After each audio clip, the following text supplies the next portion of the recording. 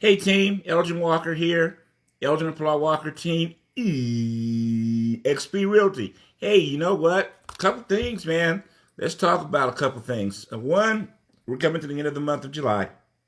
And I don't know, three things that at least we've noticed has happened, or three events seem to have happened, at least in the areas that we're at, that all of a sudden just really slowed the real estate market. So I don't know if this is temporary. I'm not sure. But this is what we've noticed, what I've noticed, and some of my colleagues have been speaking on. So, some of you have heard me say that in the past, from my experience, because I did have somebody come up and tell me that historical data says that that's not true. Well, I'm not saying historical data is true or not true. I'm saying that what I have observed in my 36 years in the areas that I service during federal election years, I had noticed that markets seem to slow down generally toward the middle or end of August, and September get really slow. Because what I have observed during federal elections was that at that particular point, people seem to get a little bit more focused on not only the election, but the results, and just started hanging on to their money a little bit, hanging on to big decisions a little bit. And then that tend to, well, the elections in November, next thing you know, it's Thanksgiving and Christmas. And sometimes that would just kind of make it slow going into the following year. So that's kind of what I was preparing myself for, because that's what I have seen historically, and I've been preparing our clients with that type of data. We've been really, really, really busy, and we're still busy, but the market was really active. I guess that's a better way of putting it, meaning people showing their listings all the time, people coming to open houses a lot, that sort of thing.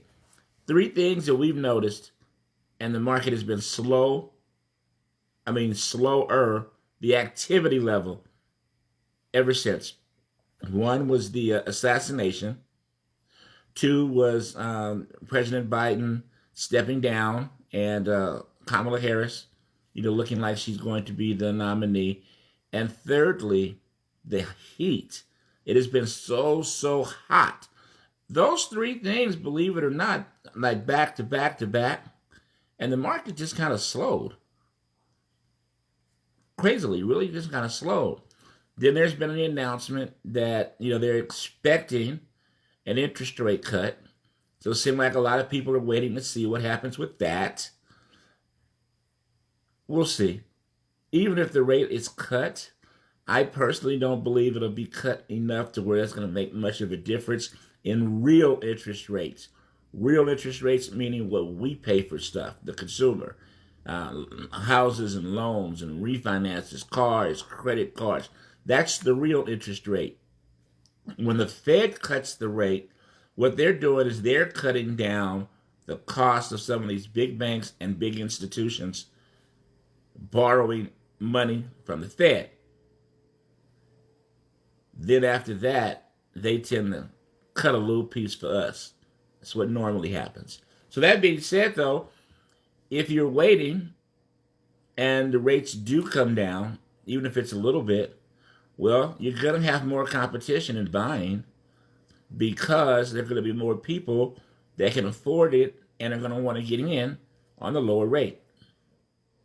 Sellers, in addition to all of this, there's some changes in August, mid-August, with the real estate market. The real estate market is going to be completely different than it has been, I think, forever. Definitely for 36 years, I can tell you that. Now, I'm not saying it's a good thing or a bad thing. It's just going to be different. So we got a lot of little factors going in here, stirring and shaking up the pot a little bit. If you're looking to buy or looking to sell right now, I think one of the most important things that you need to do is choose your representation wisely. You are going to have to choose a buyer's agent if you want representation.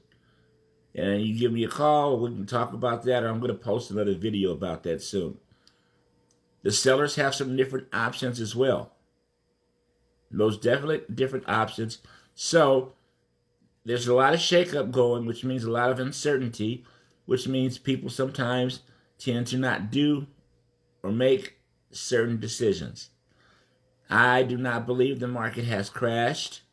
I do not believe it is going to crash.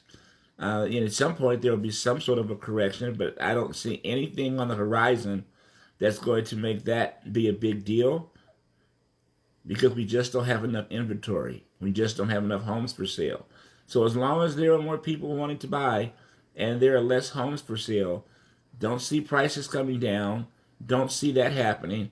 And, if the rates go down, it'll be a little bit more affordable, but that's kind of where we're at. So anybody have any questions? If you'd like more information on any of the stuff I've talked about, including the new buyer brokers arrangements, the new seller listing arrangements, feel free to reach out. I can let you know. I can tell you what's going on with any and all of that. Have a blessed day. Look forward to seeing and talking to you guys and helping you with your real estate. God bless.